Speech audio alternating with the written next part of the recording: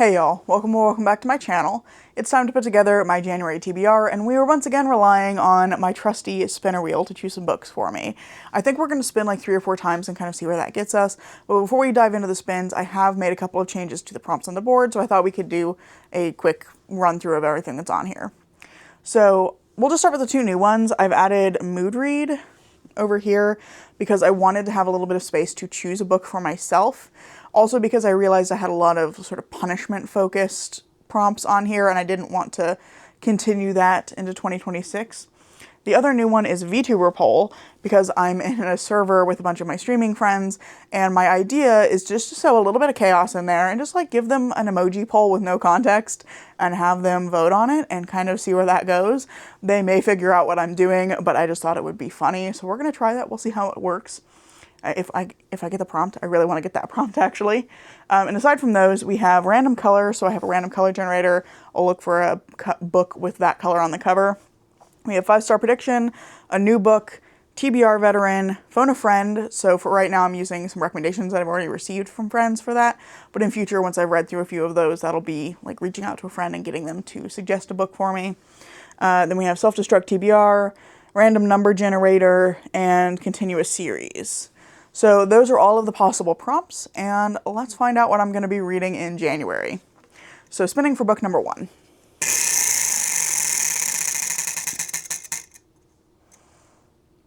A 5-star prediction. I'll have to think about that one. We'll come back to this one. Let's spin for book number 2. Mood Read. Another book I need to come back to. You know what? We'll just do all of our spins and then we'll come back and I'll talk about the books because I think I'm going to have to think about this for a minute. So let's spin for book number 3.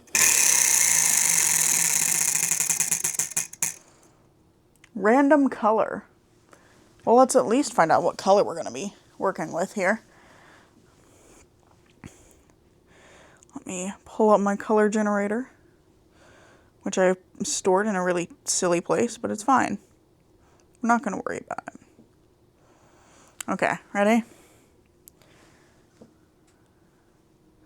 Is this not just last year's Pantone color of the year, Mocha Mousse? It's a sort of peachy brown. So I'm going to take a screenshot of that so that I can look at it later and compare. So I don't know if I have a book that color. We'll find out, I guess. Finally, let's do a 4th book. I'm feeling good about it. Let's do book number 4. Yes, we got VTuber poll. So I'm going to assemble a stack of books and I will poll my friends and see what happens. It's taken me a while to decide on all the books for this TBR, partially because I wanted to give my friends in that server lots of time to vote. I wanted to be able to account for different time zones and different work schedules, so I gave them like an 8-hour poll. And I also just really struggled to come up with a book for the Mood Read prompt. Weirdly enough, the like pick whatever you want was the hardest one to decide, but I think that I finally narrowed it down, and I think it's going to be a really fun stack of books to start the year with. So first things first, we had that 5-star prediction, and I'm going to be reading Jonathan Strange and Mr. Norrell by Susanna Clarke. I actually tried to read this last January and then just never did that, but this is a book that my best friend has been recommending to me since we were in high school, so like 10 years ago. She first recommended this to me, and I've been meaning to get to it, and I feel like it's the time to finally do that. She's also said that it's a very wintry book, so I think it's going to be like the perfect season for reading it, and really the only justification I have for saying it's a 5-star prediction is because she told me that I'm going to love it, and she's never been wrong before, so I think I'm probably going to love it. Then for that mood read that I was really struggling with, I've decided in 2026 I really want to read more sci-fi. I think over the last couple of years I've really been branching out into horror, but now I want to do the same thing for sci-fi because it's a genre I'm not as familiar with, and it's a genre I'd like to kind of explore more. So I've decided to read The Stardust Grail by Yume Kitase, which is a space heist, which just sounds like a lot of fun to me, and I think will help me kind of kick off my sort of unofficial year of reading sci-fi. I don't really want to make it like a specific goal. I just want to try and incorporate more sci-fi into my TBRs and actually read more sci-fi, explore a little bit more. It was really hit me when I was looking at the Goodreads choice stuff for 2025, and did I say 25 a minute ago? I'm going to read sci-fi in 2026. For the 2025 Goodreads Choice Awards, though, I looked at sci-fi and I was like, I know none of these titles. I've never heard of most of these. So that really made me go, okay, I want to read more sci-fi. I want to get more into that genre. And I think this is going to be a really great starting place. It sounds really fun. I've heard good things about Yume Kitase's writing. And I love a heist story.